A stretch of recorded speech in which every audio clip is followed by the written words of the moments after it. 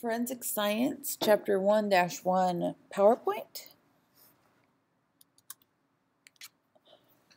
Forensic science is the application of science to the criminal and civil laws that are enforced by police agencies and a criminal justice system. Forensic science is actually an umbrella term, which means that it encompasses a number of professions that use their skills to help law enforcement with different investigations. And so, although we call it forensic science, there are different specialists who fall into that category in helping in the investigation. Such of the professions that can fall into that are things like criminalists, odontologists, pathology or biology, anthropology, behavioral sciences, toxicology. All of these fall in, or professions that fall under forensic science, which means that they will lend their services to law enforcement to help in investigations. Some additional skills that are used can be things like fingerprint examiners, firearm and tool marking examiners, photography. These are all additional professional skills that are used in investigations that fall under that umbrella term of forensic science. The earliest development or record found of forensic science was found in the 3rd century in China, and it was found that there was a case where a woman was suspected of murdering her husband by burning the body.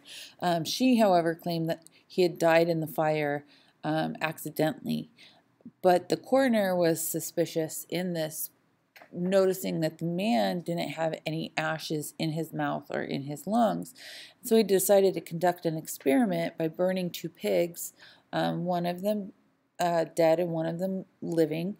And what he found was that the ashes that there were ashes in the living pig he had burned, but there were none in the dead pig that had burned. So when she was confronted with this evidence that if a living person dies in a fire, ashes have to be within the mouth and the lungs, she actually confessed to the murder of her husband.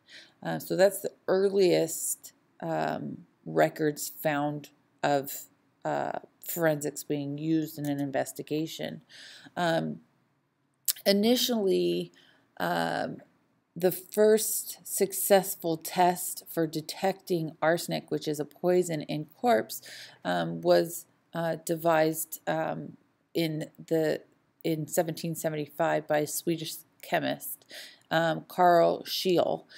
And by 1806, a German chemist, Valentin Ross, discovered a more precise method of detecting. So over the years, the accuracy of detecting this poison within tissue became more and more accurate.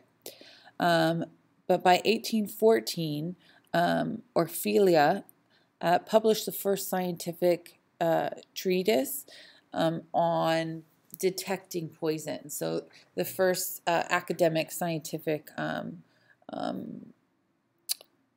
paper on this. And so he is actually considered to be the father of forensic toxicology. By the late 19th century, we began to progress even further in knowledge and skills, and a man named Bertolin devised a system of personalizing identification, and it was dubbed anthropometry, which basically involved taking a series of body measurements as a means of distinguishing one individual from another. And so he's actually considered to be the father of criminal investigation, or excuse me, identification. It was used for almost 2 years in total.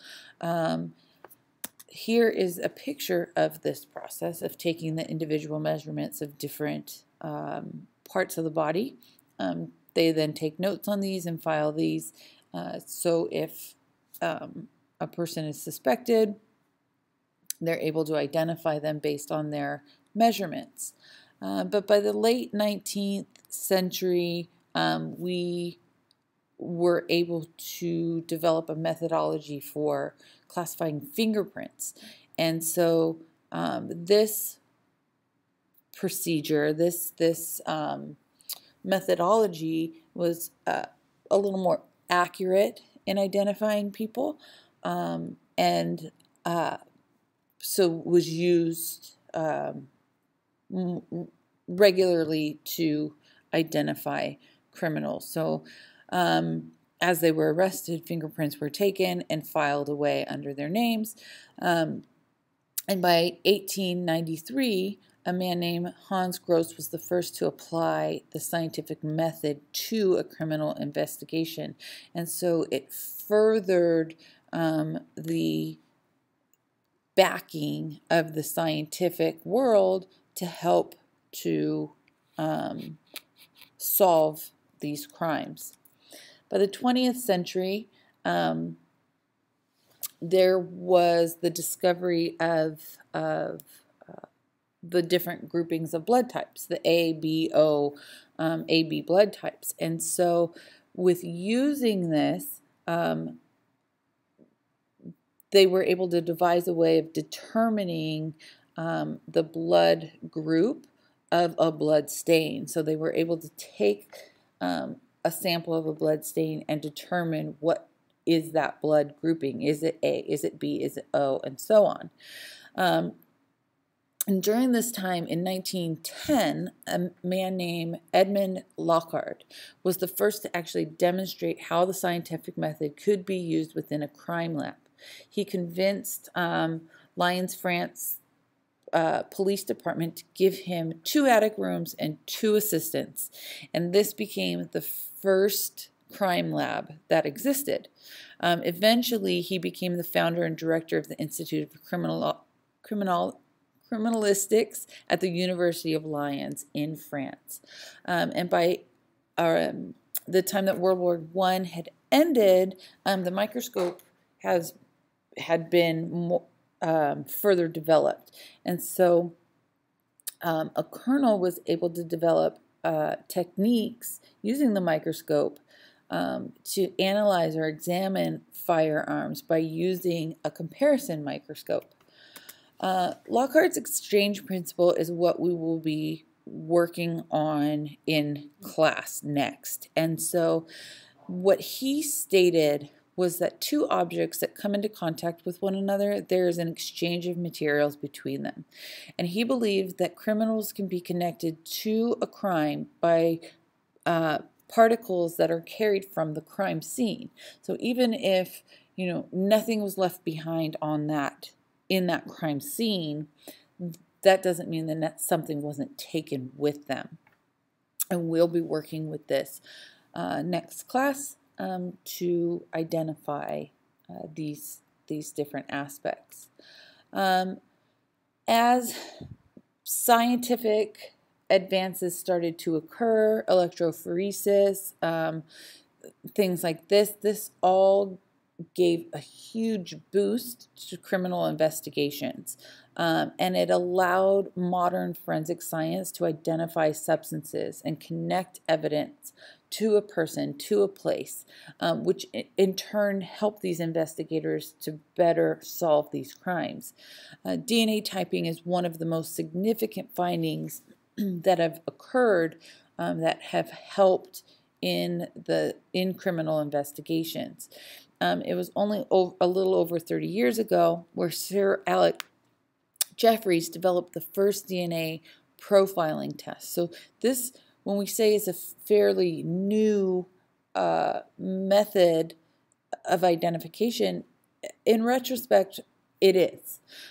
More recently, the use of computerized databases for physical evidence has proven to be invaluable for law enforcement, and this includes everything from fingerprinting to markings on bullets to shell casings and the DNA database, which we will be looking into further. Okay, that is it. You will have a quiz on this information when we go to class next. Have a good night.